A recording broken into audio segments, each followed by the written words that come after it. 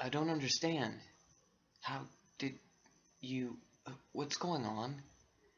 I could barely speak. I've been able to do it for a long time now. I was so excited to see someone else able to do it, too. Come on, let's go exploring. She was floating above the ground now. I was really excited at all this. I followed and we flew off. First we went to her house. We went to the school, and then we flew through the woods. We talked about our own experiences with traveling outside our bodies. Finally, we decided to head back to our bodies for supper, and talk more about what she called soul traveling. "I'll race you back," she shouted, and before I could say anything she took off.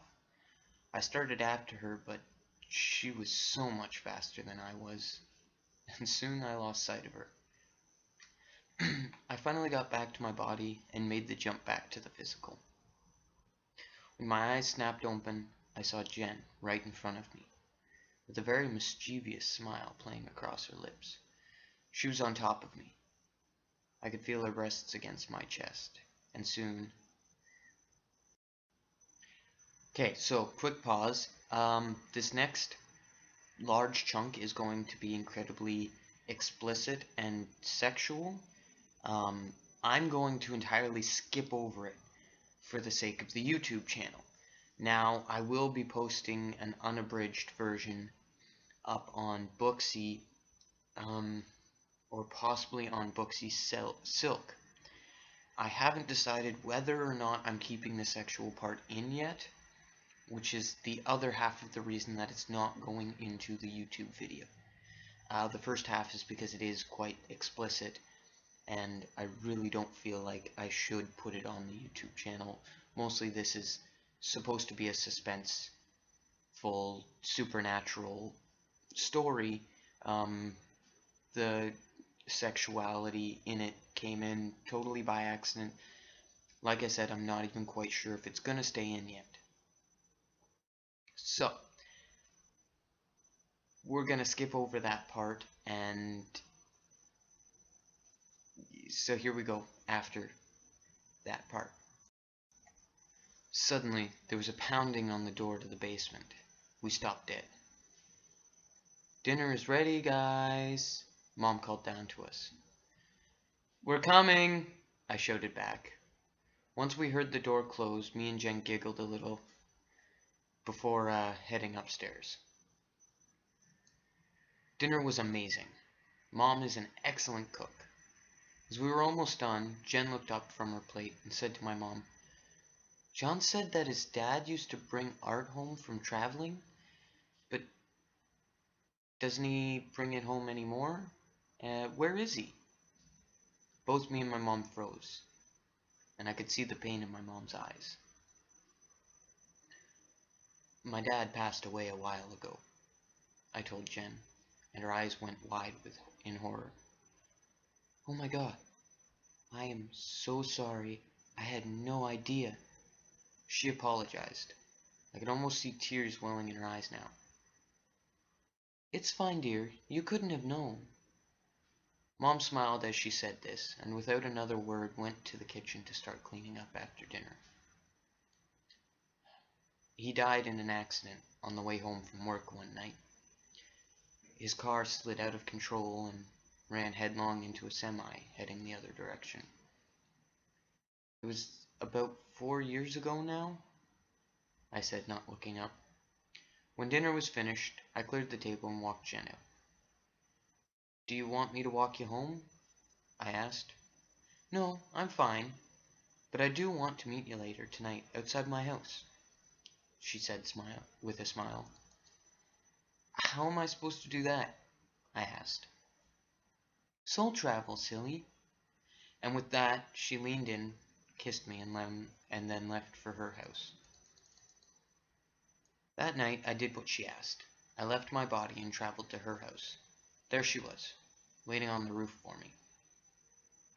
I shouted down to her as I got closer. "Hey, I'm here.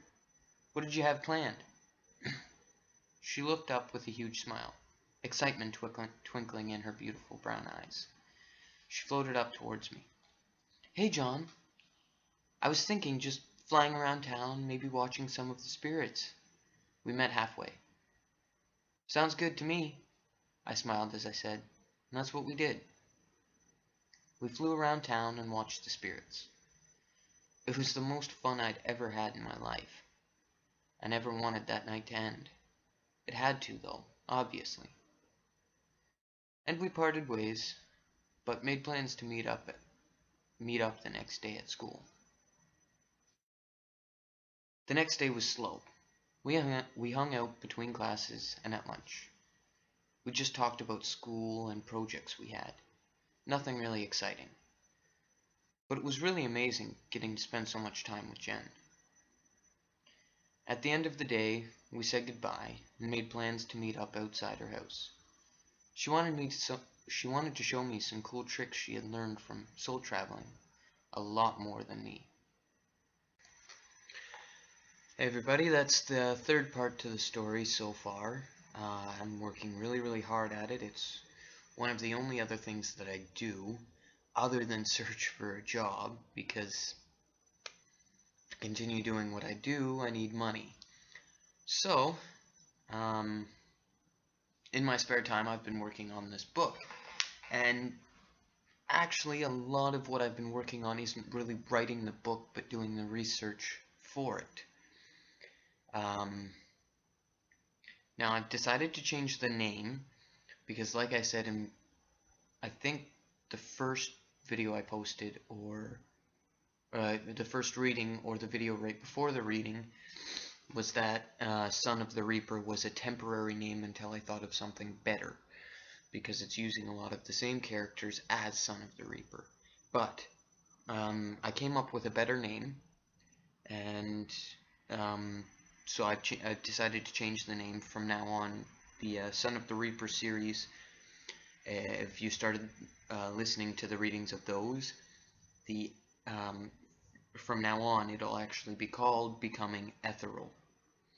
And I'm pretty sure I spelled Etheral right, but Etheral basically means that you're not physical. Most of you probably already know that, because I assume that most people who watch my videos are actually quite intelligent, seeing as it would take an intelligent person to understand what the hell I'm talking about. Now, like I was saying, research. The research I've been doing is actually research into the paranormal and the supernatural, which means supernatural beings such as ghouls, demons, black dogs is one of the ones that I've been researching. That's a huge, awesome thing. But I've also been researching or looking into multiple different cultures and religions, because most of the supernatural beings and spirits and most of the stuff from the book is actually going to be based off of lore from different cultures and beliefs of different religions. And if you guys know anybody personally that like, I'd like to talk to somebody who practices Buddhism, Hinduism. I'd like to talk to people from different cultures, Japanese culture, Chinese culture, Vietnamese culture, Irish, Scottish. I'm trying to get in touch with someone get in touch with an elder of Native American tribe. I think that's the proper terminology. I'm not sure, but that's why I'd like to talk to all these people, not just for my own curiosity, because I am very curious about other cultures and other religions. That fascinates me, but also for research for the book, because if I'm gonna start talking about Hindu rituals, Buddhist rituals, Japanese and Chinese, different rituals for spirituality and spirits, and talking about beings from those cultures and those religions. I want to have my facts straight. Um, I don't want to go and start making things up and get facts wrong. I don't want to. I think that'd be very rude and dishonorable to those cultures and religions, and I want to honor them all. And I would like to talk to somebody. So if you guys can get me, if any of you guys can get me in touch with, um, someone of a different culture, someone who studies different cultures, or get me in, if you guys have any information or anything like that, let me know. Personal message me or leave a comment. And I hope you guys are enjoying this series. I'm enjoying making it. I'm enjoying writing it and learning about new things as I'm researching for it. So yeah, I'm nearly done the 5th part, writing the 5th part.